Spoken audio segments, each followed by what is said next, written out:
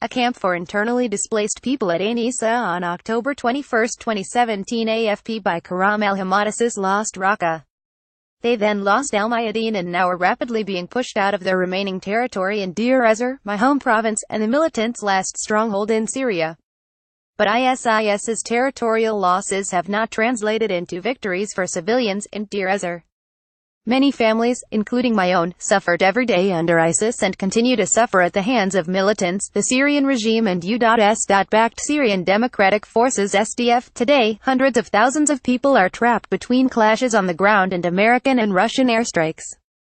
There is violence everywhere. Our corner of Syria has long been forgotten.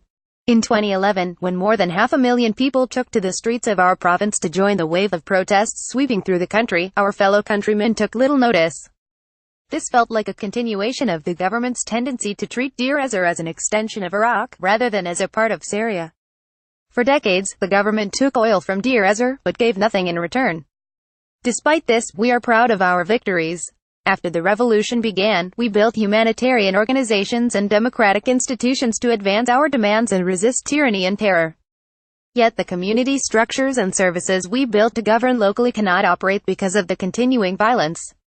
ISIS, and the war against the group, risks obliterating any chance of local control.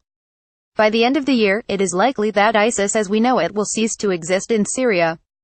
Pro-government fighters and the Kurdish-led Syrian Democratic Forces (SDF) are closing in on them on the ground, while the US-led coalition and Russia bombed them from the sky. Yet for hundreds of thousands of ordinary civilians, the terror continues as they flee from one place to another, desperately seeking shelter and safety. Civilians face difficult choices. One option is to remain in their homes in ISIS-controlled areas, often under siege and without access to basics such as food and medical supplies. These areas are also under relentless aerial attack. Those who stay risk accusations of being ISIS fighters themselves. The second option is to uproot their lives and flee to SDF-controlled camps, where the conditions are horrific and enforced conscription is rife. Some children have been forced to fight for the SDF, and some have been sent to the front lines against ISIS.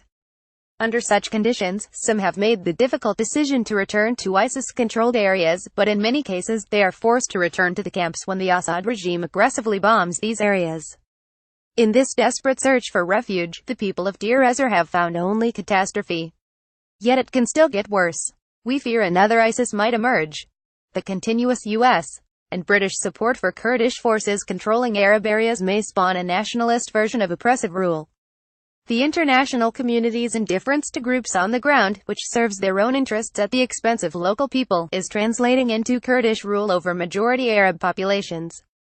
This is extremely dangerous and potentially explosive. There is an alternative. The international community must support local groups and empower them to control these areas. These populations must have a leading role in the fight against extremists, provide local services and be represented in politics. Failure to support these groups risks leading to the creation of Arab nationalist resistance groups to rebel against Kurdish rule. This will only fuel greater local, state and regional instability. The Kurdish struggle for freedom and democracy must be supported. But this has to be done in concert with, not at the expense of, the right of local groups to self-determination and governance. The current approach by the US-led coalition to pit us against one another is not helping our struggle against extremism. The opposite is true. It is helping to incubate a future, possibly deadlier, successor to ISIS. The views expressed in this article do not necessarily reflect those of al-Bawaba. This article has been adapted from its original source.